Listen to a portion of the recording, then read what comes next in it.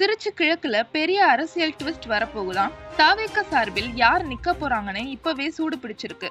திருச்சி கிழக்கு இடைத்தேர்தல் இப்போ தமிழக அரசியலோட ஹாட் டாபிக்கா மாறிட்டு இருக்கு. ஏன்னா கடந்த தேர்தலில் தாவேக தலைவர் விஜய் பெரம்பூரும் திருச்சி கிழக்குலையும் போட்டியிட்டு 2 இடத்துலையும் ஜெயிச்சிட்டாரு. அதுக்கப்புறம் திருச்சி கிழக்கு எம்எல்ஏ பதவியை ராஜினாமா பண்ணிட்டாரு. இதனால அங்க சீக்கிரமாவே இடைத்தேர்தல் வரப்போகுதுன்னு சொல்றாங்க.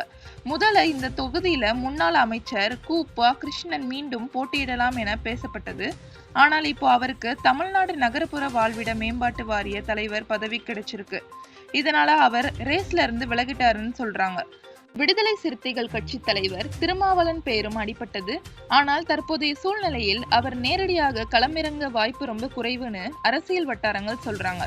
ஆனா இப்போ எல்லாரையும் ஷாக் ஆகுற மாதிரி இன்னொரு பெயர் வைரல் ஆகுது. அது முன்னாள் IAS அதிகாரி சகாயம். லஞ்சம் தவிர்த்து நெஞ்சம் நிமிர்த்துன்னு இளைஞர்களுக்கு நேர்மையோட சின்னமாக இருந்தவர் சகாயம். ஊழலுக்கு எதிரான அவரோட பேச்சுகள் இளைஞர்களுக்கு கொடுத்த மோட்டிவேஷன் இதெல்லாம் இன்னைக்கு செம்ம ரீச் இருக்கு. அதனால திருச்சி கிழக்குல சகாயம் நிற்கிறாரா இல்ல மாநிலங்களவைக்கு அனுப்பப்படுகிறாரா அப்படின்ட்டு எதிர்பார்ப்பு உருவாகியுள்ளது. இந்த இடைத்தேர்தல் தமிழக அரசியல்ல ஒரு பெரிய திருப்பமா மாறுமா? உங்கள் கருத்துக்களை கமெண்ட்ஸ்ல சொல்லுங்க.